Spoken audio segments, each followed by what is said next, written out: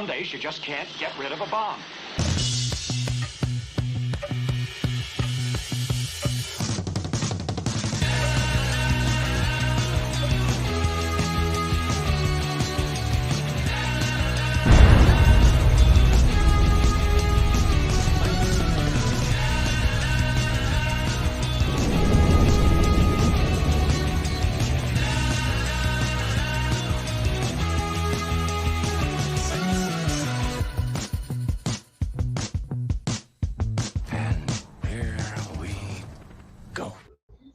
Hey, it's Will.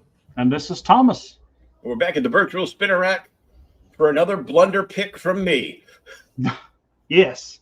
The beginning of another story arc with a cliffhanger. I was going to say, you may have to speak up, though, being that you're old and stuff, you had those problems. My kids was messing with the damn volume on the microphone, and now I'm nearly deaf. Oh. I had that problem last night on Creators Outlet, that it was like turned like way up, and I thought she was in like a huge room, and it was just like a green screen behind her because it kept like fuzzing out behind her head. I go, oh yeah, okay. Damn it. My computer isn't, my video card isn't strong enough to do a green screen. Damn it. But I had my headset turned all the way up because I was listening to music while I was doing stuff, and as you talked, I was like, whoa. I did finish reading this, like I said, about 40 minutes, I guess, before the podcast. And you turned to the last page and said, dang it. Yeah, continued next week. Like, son of a, or next month. Next month, yeah. Yeah. Damn it. This man couldn't pick out a one and done if his life depended on it.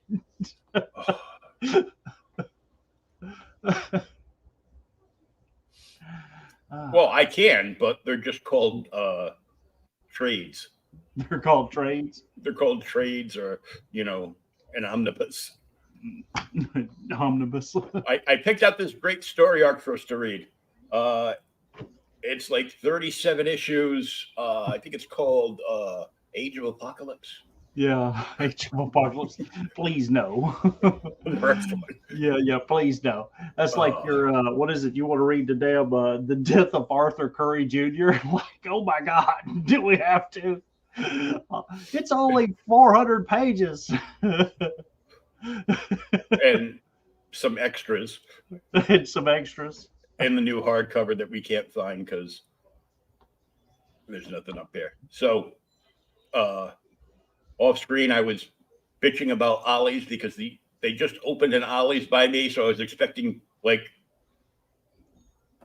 don't know. Like I've seen from when you shoot video of Ollie's down by you, and I see like these long cases like go on for 40, 50 feet of comics. Ours. That's it. That's what you get. Everything's old. They take books and they jam them underneath the metal stuff into the back. And I'm like, what in the... So after an hour, I found 2 books.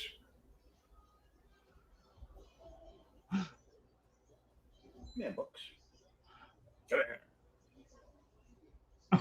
2 books in an hour. Well, because a bunch of stuff, it didn't have like a rebirth or a this or a this free launch or blah blah blah. They didn't have anything new. Yeah. So I was like, well, maybe I'll find a hardcover collection of like one of the new things that they're basing the new DCEU on. But I'm missing like 1 issue of Sean Murray's Batman White Knight. I've never read that. Is it good? Oh, it's really good. And on the back, the Sword of Azrael Unleashed. Sweet. You remember that series? Yeah, I read it when he just like first appeared, pretty much like out of nowhere. Yeah. This one was $6.99. Yeah. But it's a good size trade. Yeah. And it's hardcover, right? Yeah. And then I got the 1 through 8 Suicide Squad by Jim Lee unwrapped, which was like an extra $1 with no color. We took the color away. Here's an extra $1. Congratulations. Is it all black and white or what is it? I can tell you if I open it because I haven't opened it. On the bag it says plausible deniability, completely certifiable, because it's a wraparound cover. Sweet. So I guess when they originally launched this or whatever series this is, who knows? Jim did like the first like 8 issues. Yeah.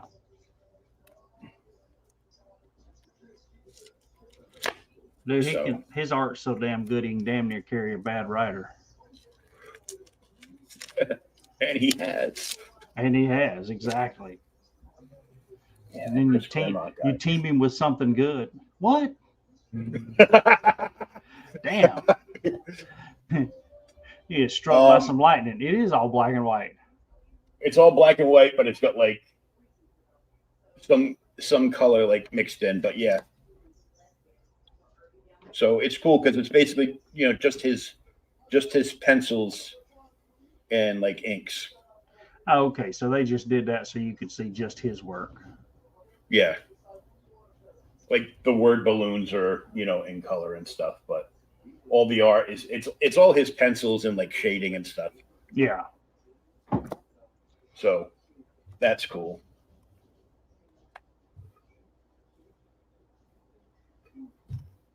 I paid more money now for what I used to get 500 pages for from DC in the black and white stuff. But at least it was newspaper print. Yeah. I don't have but a few of those. I've got, I think I've got a Superman one, and I've got the Elongated Man. I may have an Aquaman issue as well. Yeah, I'll have to see. I might have like an extra one or two. Yeah. I'll just send them to you. But yeah, like some of that stuff. Aquaman, Silver Age Aquaman is so hard to find, especially in good condition. Yeah. Yeah, so. Cool. Yeah, I have not read that story yet. It's really good. Oh, okay. I'll put it on my read list then. So, this was the only copy of this that they had on the rack. Yeah. And this was the only copy of this they had on the rack. Damn it. And I bought me a Joker mug. A Joker mug, which was originally priced at $13.99 and was clearanced at $6.22. So it was regular price, yes. And I got a cool piece of like, it's like pop out like 3D. You can't see it on camera though, but yeah, something to hang up in the. Oh, I just noticed Batman's in the background. Yeah, it's a cutout of Batman, and the background is the entry gate to Arkham Asylum. Oh, sweet. Which is why he's still all tied up. But I thought that was cool. You got to take like all these corner pieces off, and this little felt piece that protects the little meta hanger. And when my girlfriend's not mad at me, I'll have her hang it up for me. Oh Lord, dang it! We had lunch. We had a late lunch. She ordered food, and we ate it. And then she was like, her whole internal clock was ticking down. She had to go home and take a nap. Yeah. And I stayed up for a little while, and then I just kind of like passed out. I woke up like 20 minutes ago. Oh God. To her, still sleeping. Damn it. And some slam banging, and then she like shut all the lights off and locked the door. Not thinking, should I wake him up? Does he have a show tonight? I don't know. But she woke up when she slammed the door. Yeah, she was too hangry. Tell her my kid. This is a tumbler of pumpkin coffee that she made me at 3:00. Tell her when my kids get angry like that, I usually sit them to bed, let them take a nap. That wouldn't It wouldn't do me any good. She's still just going to go down the hall and go to her apartment. I'm like, okay, bye. All right, so And she's listening to me bitch about her on the show. So I'm like, I love you, baby. I do. So I did get another pre-order in. Oh. Yes, I'm on a damn, I Binge? guess on a binge. Murky World by Corbin. Was this a? I'll get the last one in. Let's see what else they still have in print of them. Exactly. I read all of Den Sunday, dude. It was so freaking good. And it's all. This is all. They're Dark Horse is doing them all, and they're heavy duty, just like the last one. They're all hardcover. They've remastered them all, recolored them all. Nice.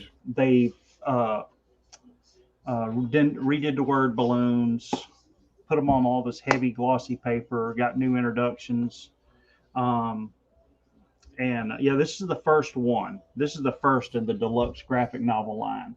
There are going to be 2 more coming out, and it'll be Den Part 2, which doesn't come out until December, and Den 3, which comes out next year sometime.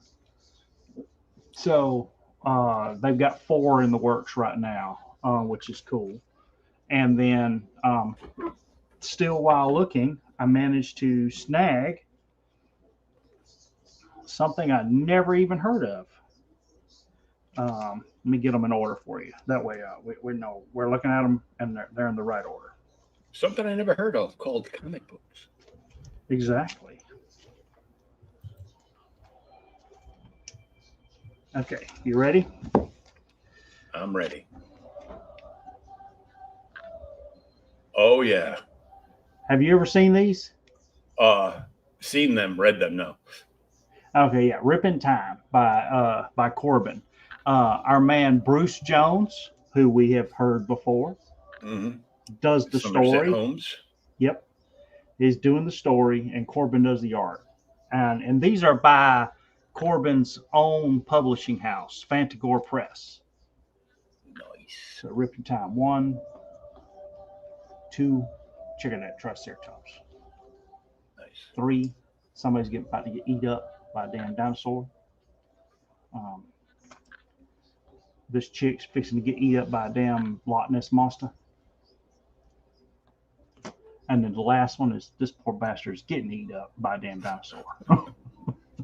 So, yeah, they had these. The guy had these online for, like a discount for all 5 of them. So I'm like, and they're in pretty damn good shape. I mean, considering they're super small press, old school newsprint, they are all black and white. Because that was pretty much the only option back for indies. Especially for an indie. This was published in where's the copyright? 1986. Richard Corbin, and then Milton's Big Game. That's the second story here. Copyright 1973. What's cool is he's got in the little intro here on this page. You can't see it, but I'll read it for you. Hi, and welcome to the first issue of Rip in Time. My sincere thanks to Kevin Eastman, Dennis Kitchen, Steve Shanes for their encouragement, suggestions, and information about the intricacies of publishing. So, obviously, Eastman and Kitchen helped him get his own publishing house up and going. Yeah, i.e. Kitchen Press. Yep. Kitchen Sink Press. You get buy sweet ass posters on the back in the day. But yeah, that's all I got this week. Nothing. I just haven't had a chance to read these. They kind of come in at the same time, and I've been working all week. But yeah, work. Yeah, it sucks. I wish I could win the damn lotto. Powerball. I was just going to say that because it's depressing up here in Massachusetts when, as you're scrolling through the fake book social media, you see like 5 different stories of people all around Massachusetts who've won boatload of cash. Really? And I'm like, really? What the? I done told everybody this. If I win the Powerball, we're leaving the U.S. I'm gonna go tour the world. I'll probably never come back. The whole world's being invaded by immigrants from all over the world. So I'm like, Well, let me just buy a Greek island and a small army. no, I'll only be in one place 2 weeks at a time, so it don't matter. Oh, okay. Yeah, because it's just like, We'll see all the stuff I've never had a chance to see. like a day off.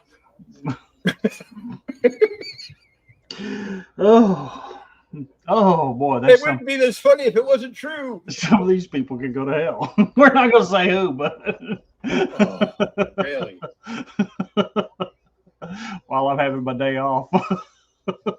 I'm like, hey, Elon, adopt a nerd. Adopt a nerd.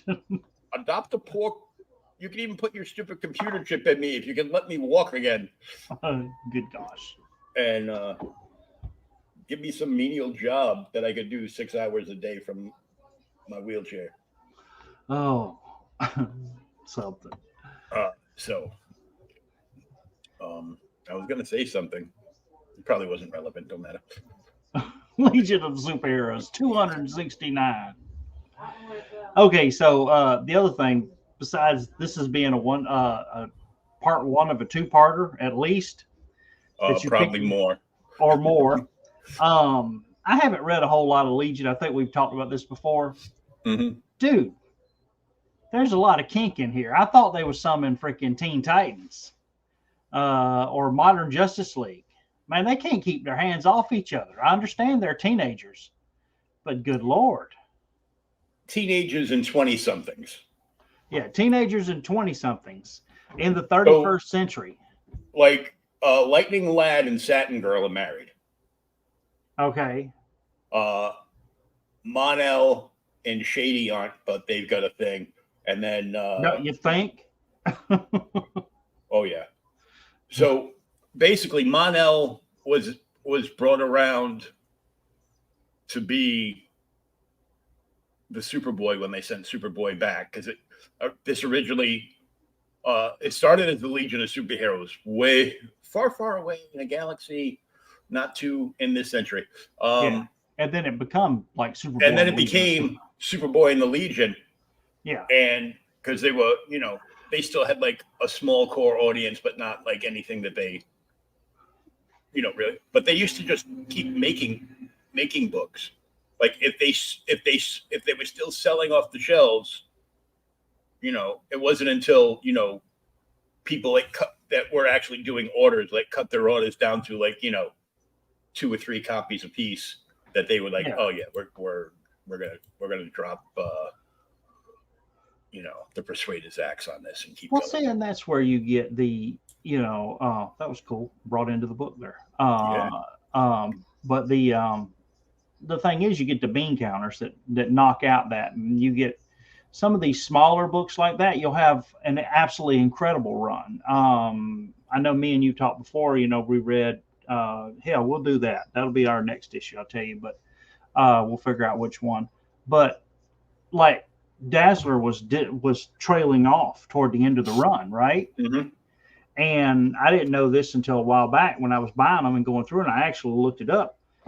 Toward the end of the run, like the last 5 issues, I think it is, are all done. They're penciled and illustrated by Paul Chadwick, who goes on to do freaking Concrete. And they're like, you bring in an artist of Chadwick's caliber to do a title that you're probably fixing to cancel. Mm-hmm. And that's the whole thing. You let these books, I'm not sounding terrible. They're failing. They don't have as big an audience as they are. Then you can try new things on them, and then resurrect them. Dude, Swamp Thing Volume 2 was fixing to be canceled until Alan Moore got stuck on it. Yeah, it's like the great story I always remember is when Kirby finally got so pissed off and he left Marvel and went to DC. They offered him any book he wanted to draw. And he said, well, I don't want to, I don't want to take, I don't want to take anybody else's job. If you got a book that you're fixing to cancel, or, a book that's on the way out. And they were going to do it to Superboy's, Jimmy Olsen, Superman's pal. So they stuck him on there, and you get the New Gods. That's why they're in freaking Jimmy Olsen. Damn, Darkseid's first appearances in Superman's pal, Jimmy Olsen. It's crazy. Yeah, and it's ridiculous amount of money, and they weren't doing big print runs on Superman's pal, Jimmy Olsen. So no, but it obviously it ramped up, and then he kept it in print for another 2-3 years. Mm-hmm. Because it was Kirby. Everybody's like, damn, Kirby's knocking it out of the park here. And now everybody wants it. Yeah. But, all right. So we got a Legion roll call. Lightning Lad, Saturn Girl, Wildfire, Princess, Princess Projecta, Timberwolf, the most feral of all the Legionnaires. Timberwolf is DC's Wolverine. Yeah, you told me that. That's just something I came up with. They never officially said that, but yeah, he was, the bad attitude. I think every once in a while they shoot him with a cigar. Let's see, when did Timberwolf show up? Oh, he's been in for like a long time. Okay. I do have a couple of first appearances of some of the core members. Yeah. They're not in like the greatest of shape. One of them was like in Adventure Comics because they used to print Legion used to be in Adventure Comics. Yeah, it was like the backup story. Sometimes it was the backup story. Sometimes it was the whole story. Every once in a while, they would just do the whole issue of Legion, or Legion would be like the star. When it got down to adventure printing, like a Legion story, an Aquaman story, and an Adam or Hawkman story, the Legion became the star of the book.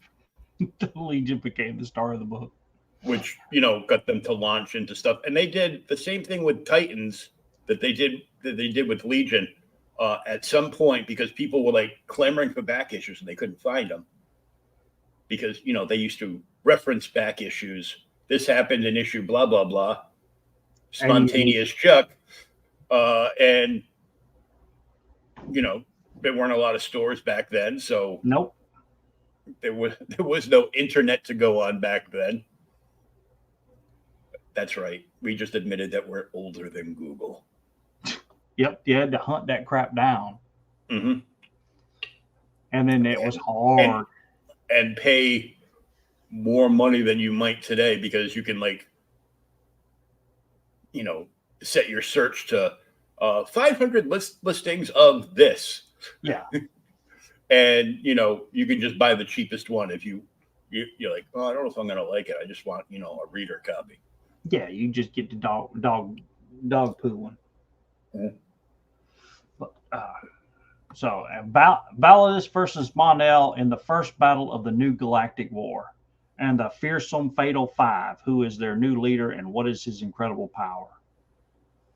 Yeah, we learned some of his powers, but have no clue who he is.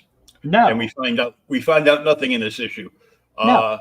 What should have been a clue that this was going to probably be a long, drawn-out story arc was the beginning of the all-new Galactic War. I mean, Star Wars has been going on for 50 years. Yeah.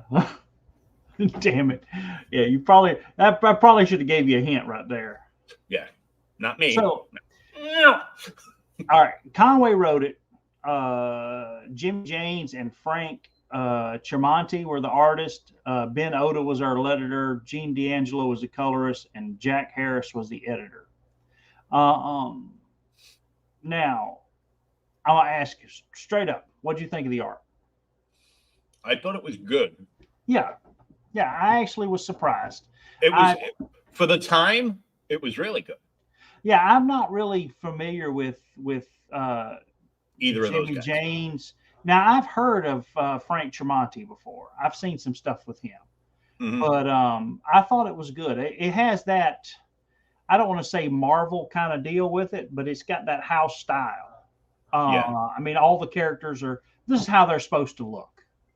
And I thought that was kind of nice. I thought the art was pretty good, especially for, I would say this is a low selling book at the time.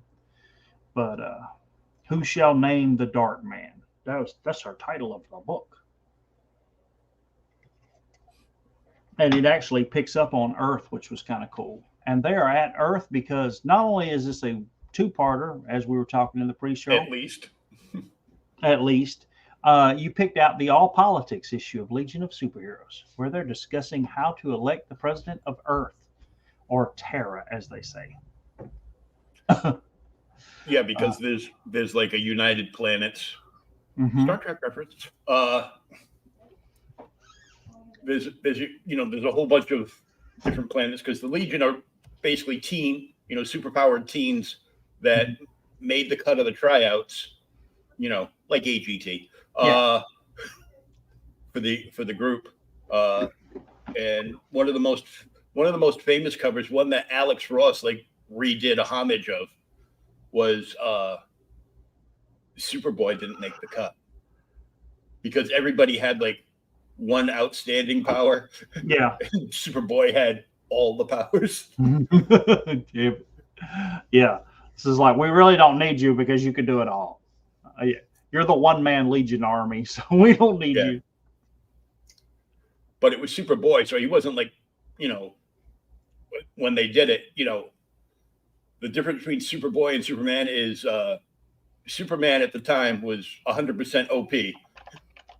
And Superboy was still just getting to know his powers, and because he was just a teenager, he hadn't massed up to some really massive stuff, and had his powers go through the power scale, go through the roof, until a favorite of ours, Mr. John Byrne, did the Man of Steel miniseries way back when. Dude, just for DC to ignore that and make him, he's just got to fly into space and he's got to move Warworld out of its orbit. Well, it's better than playing the Marvel superheroes game, RPG, back in the day when Aunt May could do the same thing. Yeah, I love freaking the John Byrne story, though. Yeah. I became a fan of John Byrne early on. Not long after I actually discovered X-Men. It wasn't that, about a year or two after I actually found my first comic book store. And John Byrne had just started doing Next Men. Mm-hmm. Oh, yeah. John Byrne's Next Men. I remember that. Yeah. And I'm like, Next Men? What's this, a parody? He goes, no. It's John Byrne basically doing his own X-Men. Yeah. I'm like, cool. And then it was oh, by the way, for the last, 25 out of 30 years, this is considered the first appearance of Hellboy, but now all of a sudden it's not. I'm like, that's just to me, that was just some influencer, like a Golden Age guru or Comic Tom 101 or whatever, saying, but I can't get my hands on these, but I have these, which was probably the second appearance. It's dang it. But yeah, I love John Byrne back in the day. All right, so here we are. Yeah, they're at Terra. This is what we call a political campaign. And then we discover, fellow Terrans in these here, this dude's giving his political space. Where does it explain it? Oh, yeah. So after all, the World Computer Bank chooses the candidates based on skill, competence, and decency. Then we pick one of three candidates after a full day of campaigning, and bingo, we get a new president.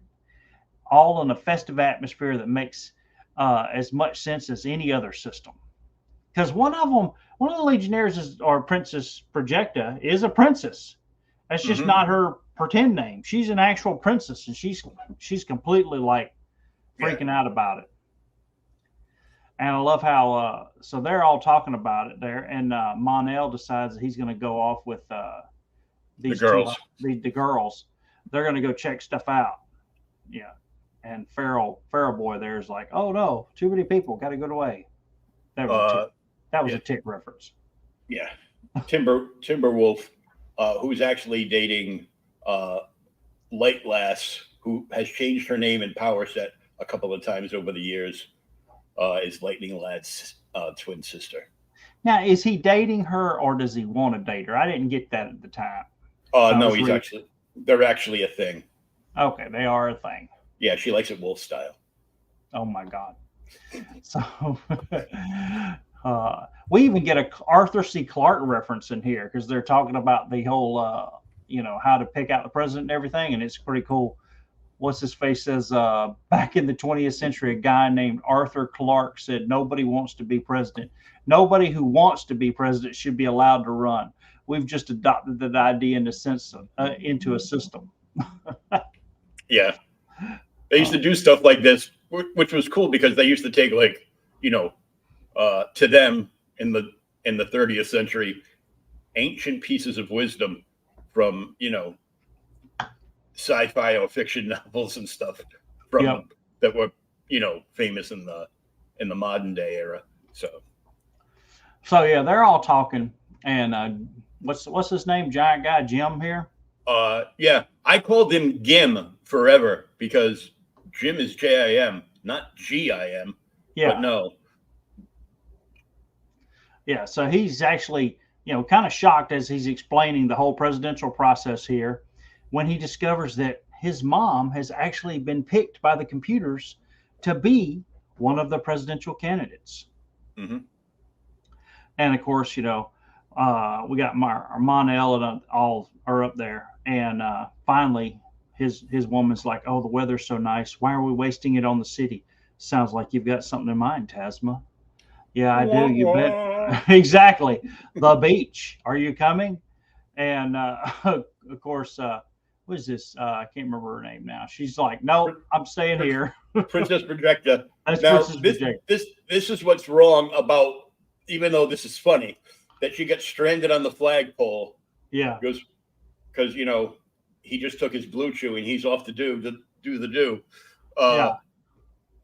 All the Legionnaires have flight rings. Yeah, she could fly. Yeah. I'm like, of course, when you're being lifted up by a Daxamite who's got all of Superman's powers except he's allergic to lead. Yes. So a gun will take him out. Exactly. Luckily, there's no more pellet-driven guns in the 30th century. It's all laser beams. Thank God for him. Somebody with a blunderbuss would take his ass out. Yeah, right. So when you're like 30 feet up in the air and the person that's basically flying you around like Superman says, nope, I made my choice and you're not it, Lois, and tosses you, you're going to obviously grab the closest thing, and then we can turn into like this little comical moment. Like, next time I got to make sure I'm on the ground first. Yeah. Like, bitch, you can fly. Damn it. So they head off, and as they head off, now we get back to Jim here, who's like, oh my God, that's my mom. He's having a damn nervous breakdown. He's getting all hysterical. Freaking out. Yeah. It's shock violent. I've seen it before when people are confronted with the emotionally unexpected. Jim, you're all right. You're among friends. Like, damn it. But Saturn Girl is like the female version of Professor Xavier. Is she? Or yeah, she's got like all mental powers. So yeah. Just all so she's just like, enforcing like inner calm on him. She like Professor X used to do to Wolverine. Yeah, calm down. Yeah, I could see over the crowd. And so there's his mom. He explains the whole thing to her. And then while we leave them as they're discussing the new presidential campaign and his mom, we head to space, half a light year beyond the outer reaches of the solar system. Dude, the colors in this issue, especially this part, are like pretty wild. They're out there. It's a pink spaceship. solar system, 2 corrupt border guards of the United Planets Patrol are about to experience a similar reaction. Lord, are you sure that's his ship? It's so huge. It's his ship, all right. It's the Dragon Bane. Dude, and I'd never heard of these freaking sea apes from whatever planet they said they were on in the damn thing. So this dude's like the collector, kind of. He's got all these sea apes in there. And they go to head in. And we find out they've actually got a device that they're going to attach to the spaceship, and it will allow the bad guy to go beyond the protective sphere of the planet, Earth, and then get into Earth so he can do his evil deeds. Yeah. And what do they call him? The Dark Man? Yeah. Dark Man, yeah. And he gets it. So he's actually got mental powers. He tells the old guy, get down. He's got mental and physical powers, obviously, because he shoots a beam like later on. But yeah.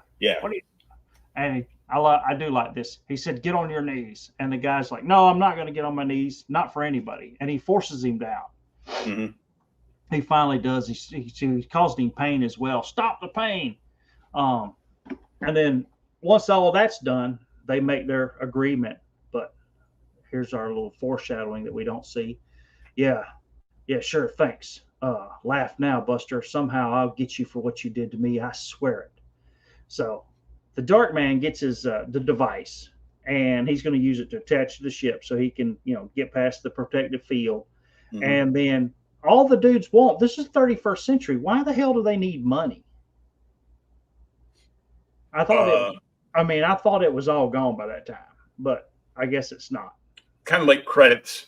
These would be like Battlestar Galactica or qubits. Like you still needed some form of tender to be able to purchase stuff, and a form that was recognized in the in the United Federation of Planets, because they just abbreviated it and call it the UFP. So it's Latinum. Latinum, whatever. Yeah. So gold pressed at that. Yeah. You'll find your reward in the next room. It will be more than you expected. Stars and planets. He wasn't lying. There's enough wealth there to buy a small moon. Really? That's no small moon. I have plenty of coins that I can spray paint gold too. Yeah. I don't think I'd buy a small moon. I want to be able to live on it, Yeah, it doesn't look like it's enough to buy a small moon, dude. No. Maybe. It looks like it's enough to buy like a year's worth of comics from the spinner rack back in 1976, though. Maybe. I don't know. So, one more thing, my unfortunate friend. It may interest you to know that my power is partly telepathic in nature. You should really learn to control your thoughts. And then he led me to believe also that those coins aren't real. No, they're not real. Yeah. The magical like kryptonite 1960s glow around them gave it away. And he makes the floor like, I guess I don't think the floor wasn't there. It was just an opening to that, but the guy thought there was a floor there, and now the floor is not there. I have no use for hirelings who plan revenge against me. Hopefully your partner will be easier to deal with. So he runs and just falls into the damn tank. And the sea monsters are in there. What do they call them? The sea wolves, sea apes. And they like eat him alive. Well, you've seen the ship. There obviously isn't a food source right now. No. Because he probably fed the crew that was holding him on that ship to the sea apes. Exactly. And now he's got his robot minions helping him. Yeah. So I did like this. Short time later, after a new deal has been struck with the patrol ship's remaining officer, and after the survivor has been sent on his way. So he tells the patrol ship guy, oh, by the way, I killed your partner because he wanted to kill me. No problem, dude. I'll do whatever you want. I'm gone. That's it. Yeah, the mechanical arms from the Dark Man's globe attaches the golden security bypass device to the vessel's computer. And it says it's a tachyon field that makes it invisible. There isn't a detection device on Earth capable of perceiving the Dragon's Bane now. And it heads off. Yeah. And what I thought was cool, like all the vibrant colors, like in the space scenes here. Yeah. They're very Kirby-esque. Yeah, I could see that. Yeah, yeah, kind of that same the color patterns anyway. Yeah. Yeah. Um. So they head off, and at that moment, on a beach bordering the ocean and the planet in question, Earth, um, we get Monel and Tasma there. They decide, how long have we been since we were alone like this? It's been too long. Yeah. 10 minutes. Yeah, exactly. Damn teenagers. Yeah, you're right. Much too long. And then she's like, "Oh, it's a shooting star. Oh no, we call them a dreaming star on our planet. What's your dream?" And dude, he like has got, he's just. You okay? No. So he's got the greatest little like comeback line of all time. What's your dream? I have all I could ever want, Tasman, as long as I have you. Yeah, but you know something. Exactly. Yeah. Be on that teenage bullshit. It is exactly what it is. It crashes into the water. You know something? I'm not so sure it was a meteoroid. It's too small. We've gotten through the atmosphere without burning up. Perhaps we'd better investigate. You could be right. So then they head off, which is cool. They fly out and go investigate it. And when they get there, here comes Validus. Now, have they encountered this dude before, I guess? Yeah, this isn't like the first appearance of the Fatal Five, so okay. So yeah. There's like when you look into the history of the character, yeah. You actually feel bad for Validus. Really? Oh yeah. Lord. But he's just a big he's just a big angry creature. Like it's like the Frankenstein effect. Yeah. The Validus body was supposed to be like a science experiment. Okay. And then they put somebody else's brain in its head. So. Oh Jesus. So this dude has actually been taken out of his body and locked in a giant robot body, pretty much. Yeah, that infant. Yeah. The thing that got me on the Validus art here is, do you remember the comic book series DC did, Omega Men, way back in the day? Yeah, the 3-fingered. Yeah, it reminds me of that. It just did, but yeah. The original Omega Men run was good, and then DC, about 10 years ago or so, decided they were going to relaunch a whole bunch of like old titles to bring them back out of obscurity. Yeah. I.e., to keep their IP of those characters, and they did an Omega Men series, and a lot of people bought the first issue. Yeah. And that's how it ended. The first issue. It was so bad. Like the artwork, the covers were like really cool looking. They were done like wanted posters and everything. Yeah. But the original premise behind Omega Men is that they were heroes that everybody thought was villains because they were set up by the powers. Now they just basically made them straight up villains, and one of the main team characters they kind of killed off on the last page of like the first book. So I'm like, I went back to the shop. I go, so I read the new Omega Men. So what'd you think? Biggest piece of trash I've seen in a long time. If only I could say that nowadays. Damn it. Oh God. So they fly out to check out the meteoroid and discover there's Validus, who comes out of the water. And of course he grabs his woman, Tasma. Yeah. Wouldn't you? Flee. Oh yeah. So he grabs her. And then now, okay, this part got me when we were reading it earlier. So he's like, hey, I can't, I'm not leaving you. I love you, Tasma. I'm not leaving without you. And this axe with a freaking atom symbol on it knocks the hell out of Mon-El. Touching sentiment. We'll do our best to accommodate you, Legionnaire. And then he says, so he knocks the hell out of him, knocks him through the ground a few centimeters closer, and my atomic axe would have sheared off your skull. I know that they're trying to make these big bad dudes, but dude, Mon-El is Superman. You know, Yes. I mean, for But if that, that atomic powered axe, yeah, a super weapon, uh, has any lead in it, maybe that's it. It's got a high lead content. Not that. somewhere in like the 18,000 issues of, superhero stuff, or possibly in the Who's Who, like books that DC put out, which was their Marvel universe. Yeah. Uh, it probably explains, the powers better, or like an update to it will explain the powers better. I just know that this is like dangerous, and they basically write it up that his axe can cut through anything. Okay, so it's like a. Because it's basically a nuclear axe. So. I don't know. I just was like, damn it. How the hell did that knock the hell out of Superman? But yeah. The Persuader. Dude, that's a pretty weird name too, but I would hardly have suited our plans. In any case, the Persuader is not unnecessarily a vicious man. Thank you. Persuader, we have the Legionnaires. Now we kill them. No, Valors. We're to capture them. For some reason, Therak wants them intact when he, and the Persuader's talking, oh God, what's her name? Tasma knocks him out. Yep. Also known as Shadowlass. So Shadowlass hits down on his hand, and actually he releases him. So Valis releases her. She's like, oh, he's sensitive, got pressure points.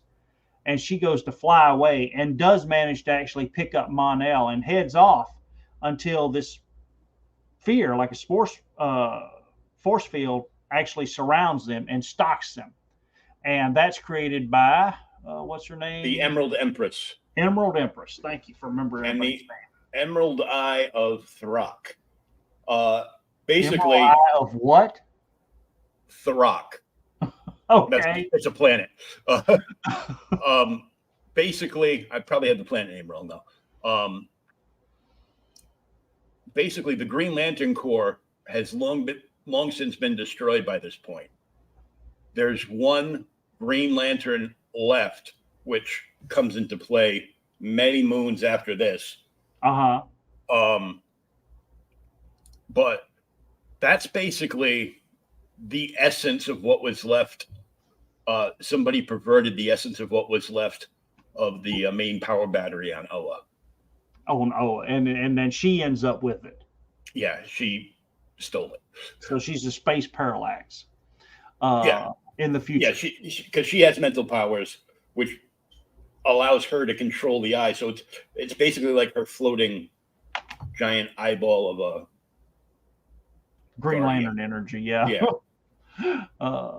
Threaten me with your axe again, Persuader, and I'll return you to pieces. So yeah, him and her get into it there. But we have many miles before we sleep tonight. And now back to our regularly scheduled soap opera. Yeah, with here. Yeah, not long after, as the grimmest Legionnaire makes a late night check of the Legion headquarters mission monitor room. Love how they just call him out a malfunction.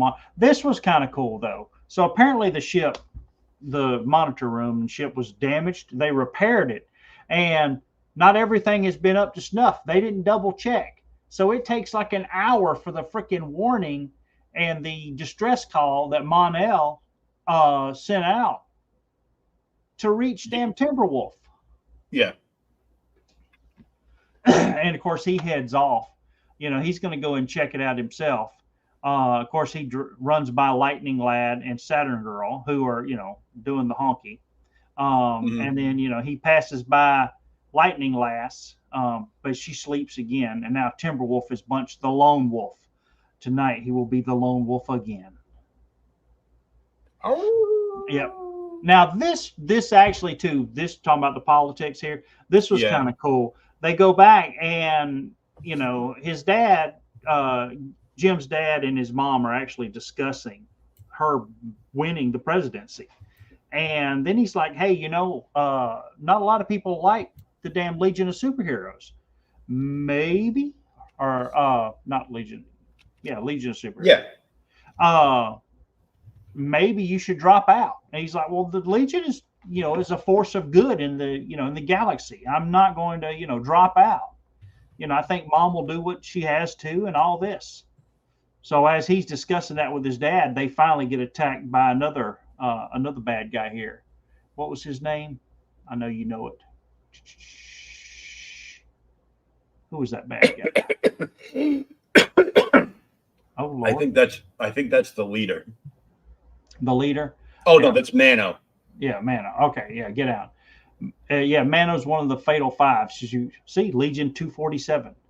You're pretty lucky. If you had hurt my father with your deadly right hand of yours, I might have got angry. He knocks his ass out with a damn telephone pole or something.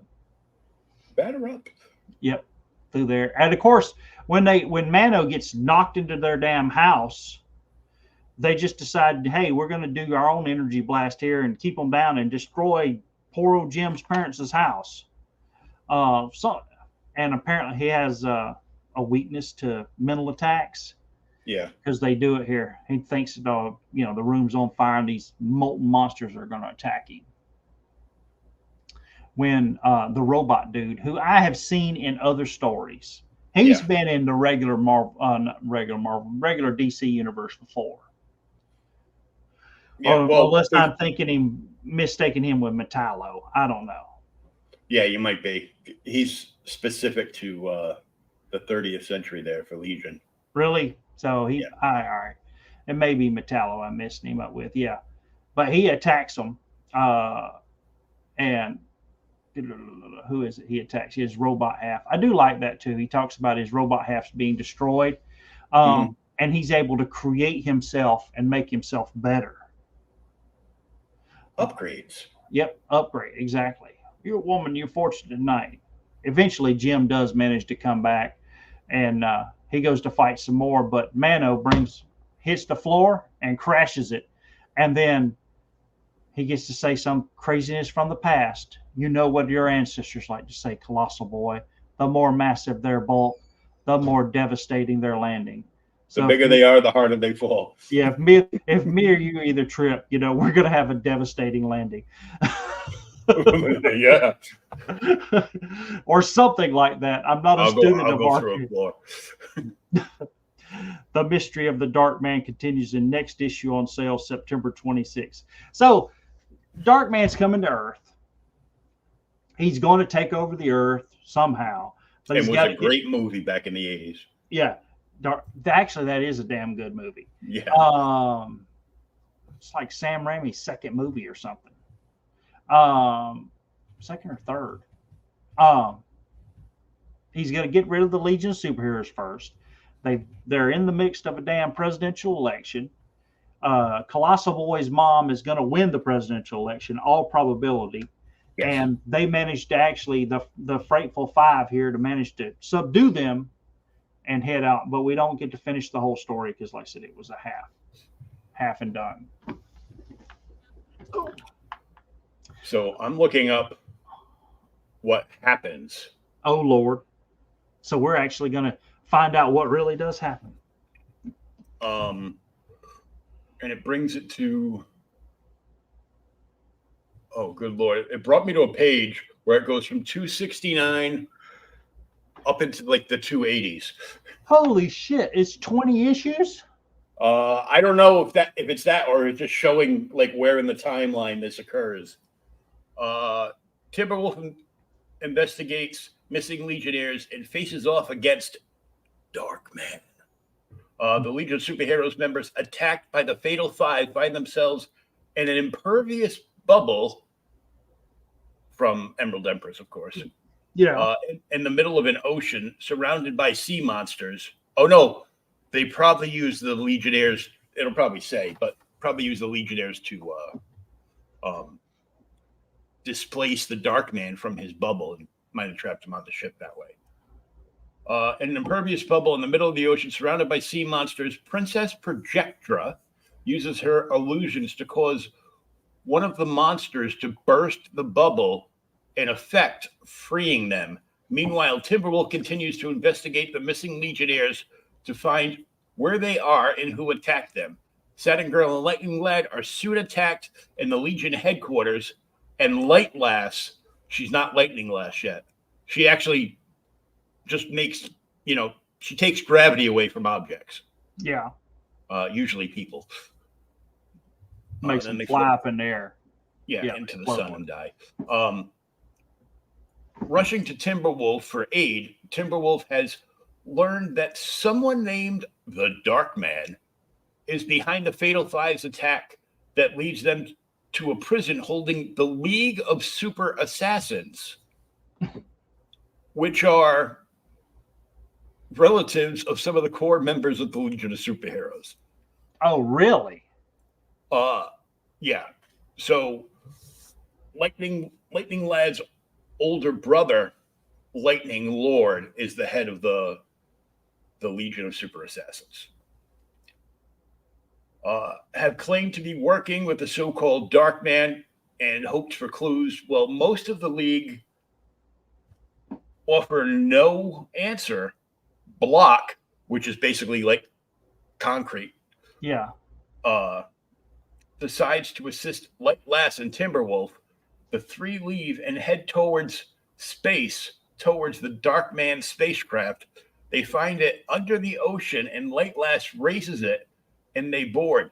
Timberwolf passes some obstacles and traps and comes face to face with the Dark Man himself, who looks like a fully human version of The Rock, who's the half cyborg guy. Does it say how many issues it actually does go? No, but I'm gonna take a look into that. And we went from like five members of the roll call, the issue we just read, to this one. Characters in this issue: Block, Emerald Empress, not Lightning Lad, Mano, Mist Master, Persuader, Censor Girl, who is Princess Projector, Shrinking Violet, Thorok, Titania, Wildfire, Colossal Boy, Blazon, Lightning Lass,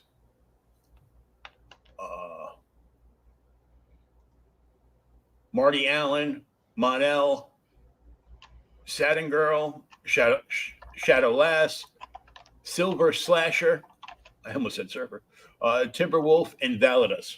So they're either a member of the Super Assassins, the Superheroes, or the Fatal Five. And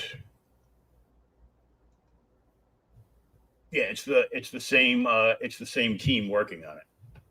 Dang. Oh yeah, this goes on for a while. So I'm gonna just do this. I'm gonna share the page I'm on.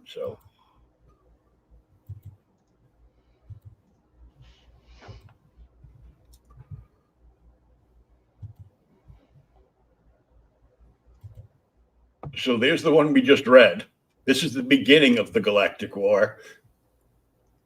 And then it goes. That's the thing I just read. Yeah. And then it goes to this one. The Legion has discovered the Dark Man is a clone of Thorok. And they form a temporary alliance with the Fatal Five to defeat him. That's Block right there. That looks kind of like Darkseid on the cover. You're not sharing it. I can't see it. I'm not sharing it. Oh, damn it. Every time I click it, I guess it must.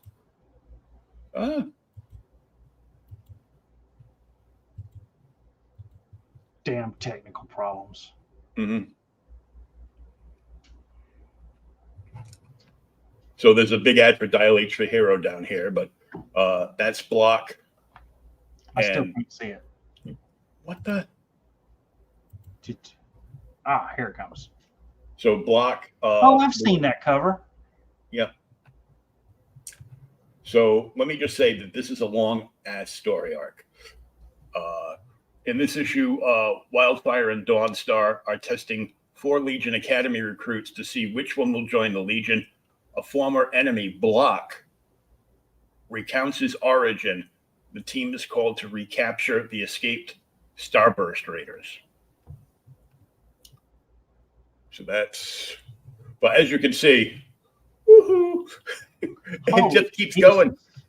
And then Superboy in 280. But some of these I actually have. Like I've got 275. So Mon-El and the guy on 275 right there, which I will have to share again. Oh no, it stayed. That was like my favorite Legionnaire for like ever. Who? The guy in the red. What's his name? That is Ultra Boy. Oh yeah. I've heard Ultra Boy. Ultra Boy is just like Superman, except through concentration, he can only use one power at a time. Yeah. So if he's using super speed and running like the Flash, and like they're fighting Mordred, and Mordred puts a brick wall in front of him, he's going to smash himself to pulp because now he's no longer invincible. Yeah, he has. So yeah, that's a way to even him out. He's not so OP. He has to trade off on his power set. Kind of like playing in an MMO online. Damn it. And then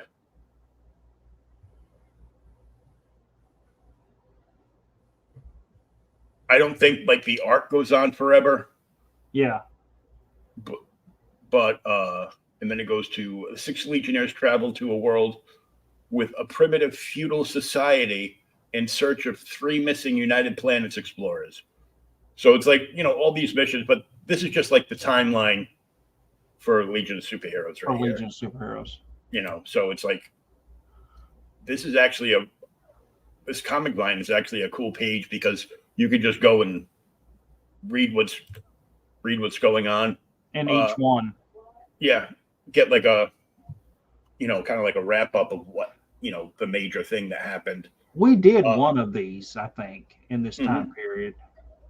And not just that, but you can also find out if it's a single story or a multiple story. That helps.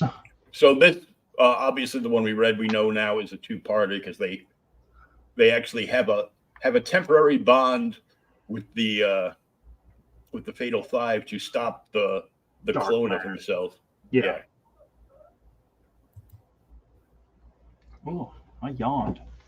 Superboy rejoins the Legion. That art's good. And then the bottom. See the film Superman 2. And enjoy it. Enjoy it because it's going to be the last good one you see forever. Yes. Yes, I definitely have this one. Legion of Superheroes trapped in the 20th century. So I think this is the arc that Superboy rejoins the Legion because he needs help from something that's going on in the 20th century. But now they're trapped there. So Dawnstar became mainstream famous in that JLA story arc, Lightning Strikes, where her, Starboy, and Timberwolf and like maybe one other member, something happened, like a big like world, event happened that caused them to be trapped there. But we have Dawnstar, Lightning Lad, Block, who used to be a villain and has reformed, changed his ways. Superboy. This is Ultra Boy's girlfriend, Irma, who is I can't remember her code name off the top of my head, but Phantom Girl. She's the Kitty Pryde. She just like phases through stuff and turns invisible. She can phase through stuff and turn invisible. Yeah. Dang. Saturn Girl, obviously Lightning Lad's wife, and this dude right here is the Karate Kid, the real Karate Kid, not this Ralph Macchio bullshit. But yeah, that's cool. Yeah. Speaking of Ralph Macchio, I shared this hilarious meme. I think I did at least of Johnny from Karate Kid back in the day, Yeah. and he's got what looks like Madonna white lace fingerless gloves on. Now they could have just been like Boxing gloves or something. Yeah. like spar gloves or whatever. And it says, "I'm going to tell my kids that this is Ellen DeGeneres on her way to work to treat her employees badly." Damn it.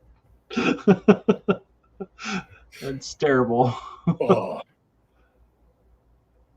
So you got an idea for something for next week? Yes. You ready? Now that we know we have to go back and read like 270 at one point to see what the hell happens. To see what the hell happens. Chrome tab. There you go. Marvel Team Up 68. Spider-Man and Man-Thing. Because we haven't read any Spider-Man in a long ass time. Yep. And we were talking about that a while ago. And we've never done Man-Thing. No, I love Man-Thing. I was like, did you send me? No, you didn't send me this. You sent me the Man-Thing and guest appearance in the Micronauts. Yeah. Writer, since you were bad-mouthing him earlier, is Chris Claremont. No. The penciler since we were all loving on him was John Byrne. Anchor is Bob Wallach. Colorist Phil Ratchison. Letterers Bruce Patterson. And Archie Goodwin is our editor from January 24th, 1978. The year of the blizzard. Yep. Spider-Man, Man-Thing, supporting characters. Mary Jane's in this one, and Jennifer Kale. I do not remember no Jennifer Kale. Could Jennifer Kale be the Abby Arcane to Man-Thing? I don't know. I honestly don't know. We will find out. Yeah. Oh yeah. 67 is cool too. That's Craven. Yeah. What's 69? I love Marvel Team Up's one of my favorite Marvel books. And even better than that, we know these are all one and done stories. They're all one and done, but they do kind of run. It's one and done story for that character, but it does continue on, which is always cool. So I mean, there's a it still exists in the ether. Yeah, it's a one and done, but Spider-Man goes on to the next adventure, and Man-Thing's out. He checks out, but it's cool. The one Man-Thing comic I have been trying to get the most. This one. No, I've got this one. Okay. Adventure into Fear 19. First appearance? Of? I would assume Man-Thing. This is your trivia here. Huh? I apparently probably guessed wrong already. I'm like, first appearance of Man-Thing? No, first appearance of Man-Thing's in Savage Tales #1, black and white magazine. Oh, wow. Yeah, it's Conan is the first story and Man-Thing is the backup story. And then Man-Thing actually starts in Adventure into Fear #10 is when he starts. That's the first issue with him. And then he goes all the way up to like 22, I think. And then the Man-Thing solo series starts by itself. Mm-hmm. But Adventure into Fear #19 is the first appearance of Howard the Duck. No. Yes. That's how Howard comes into our Earth because, Man-Thing lives in the freaking Florida Everglades. He's down there, trying to protect the world from Florida Man. And which is an actual book. While he's down there, he's in the Everglades and he guards the nexus of all realities. And because he's like guards the nexus of all realities, freaking Howard the Duck comes walking through. He's like, he just walks into our reality completely by accident. Is the nexus of all realities hidden in Epcot Center? No, I Just think it's a asking for little. a friend. It's just a little further south, but yeah, No, Governor DeSantis, it's not. Okay. asking for a friend. He was trying to, tax them extra or something. Tax them extra. Damn it. But yeah, John Byrne and Chris Claremont, dude. Two great tastes that go great together. It's like peanut butter and chocolate. Oh, I'm glad you referred to the creators of the issue and not to Man Thing himself. Damn it. But yeah, I'll get it over to you, and we will read this one next week, Thursday. Yeah, it's funny because my friend Chris, who's part of like the nerd comic book club, growing up, although I didn't know it at the time, because my friend that his sister was like my age, yeah, and he was like a few years, like 3 or 4 years older than me. Moved into the neighborhood that I grew up in, like across the street. But all his friends, they knew who I was because I was the kid with the big red hair. Damn it. And we ended up re-meeting on Facebook like about 20 years ago, and we formed our own little club. And sadly, there were 5 of us, and now there's only 3 because 2 of us passed. So damn, I'm sorry, dude. Yeah, friend Eric died from pre-COVID, from complications from the flu, passed away, and he was healthy as a horse. He was the one that used to cosplay. He made his own Captain America suit. He had the Golden Age shield that wasn't throwable. Yeah. The one that looks like a police badge. Yeah. He had that one, and then he made a battle damaged one of that and a battle damaged one of the actual shield, and made his own costume and everything. Used to be in like the Newport, Rhode Island 4th of July parade every year. Used to go around handing out like little the small like little American flags to like all the kids on the parade route. Oh, cool. And do stuff like that. But he had, he belonged to that crew of the toughest job you'll ever love that we used to see the commercials for in the 70s and 80s. Yes. And do lots of stuff. He came to visit me when I was in the rehab center. He brought the shield, but not the he thought the costume might be too much if you wore the costume into this rehab / nursing home. might cause some PTSD, so he just brought the shield. So every once in a while you see a picture of me in a hospital bed holding this huge Captain America shield. And that was the day he came to visit me. And only a couple months afterwards, he had passed away from complications of the flu. It was a shock to everybody. And then our friend Mark, who was the guy you probably heard me regale the story of, he stopped at this house that had a bunch of comics for sale at a yard sale. And turns out they had like another 60 boxes inside with lists to go with them. Yeah. And 4 of the short boxes were filled up. Each one of those 4 short boxes was filled up with Wolverine number 1, number 2, number 3, and number 4 of the original miniseries. Yeah, the Frank Miller miniseries. Yeah. And a ton of like, Silver Age keys, like old Marvel, old DC, just, stuff the guy liked, bought, collected. But just goes to show you, when you pass on, your wife's either going to have a bonfire or sell them things. Damn it. You might want to list some kind of thing in your will. List something in my will. Oh, get me a crypt like Barnabas Collins had with a secret room and put all my comics in there and just leave them. Leave them. Crap. I'll read them when I'm dead. I'll finally get around to be able to have enough time to read them all. Yeah. All right, man. I'll get you the book over there, and then we'll get back, I guess, next week. Yep. Same super time, same super channel. This will be different because this will be like a touch of horror in a superhero book. Yeah.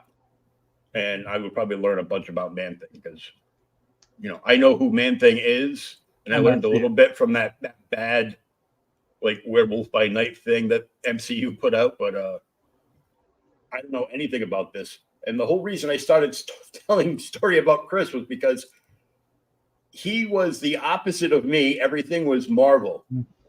Like me. Yeah, like I love Swamp Thing. He loves Man-Thing. I used to go to the privately owned pharmacy across the main road from where I grew up, and I used to buy up the spinner rack there, which was mostly like DC stuff. It was like a smattering of everything, but it was heavily DC. And he used to go to the one closest by him, which was part of the old Ben Franklin's Five and Dime chain, and they pretty much just had all Marvel stuff.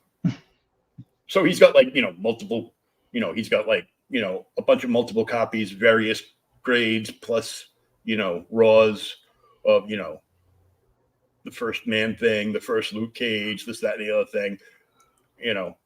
I told him, he showed me one day, and I go, "Oh man, I'm glad these are all encapsulated." He's like, "Why?" I go, "Because I'm fucking drooling." Damn it. So we will see everybody next Thursday, as far as we know. Yep. And we'll hit it off with Spider-Man and Man-Thing. Until next time, read a comic book and enjoy your holiday weekend. I think. Is it like Columbus Day or something? Yeah. Monday. Oh. And for those softer people, Indigenous Peoples Day. Hey, I put the warning up earlier. Damn it. I'm going to get banned. If we really want to get in trouble, we can do that Corbin book you got in last week. No. Ba-dum-bump.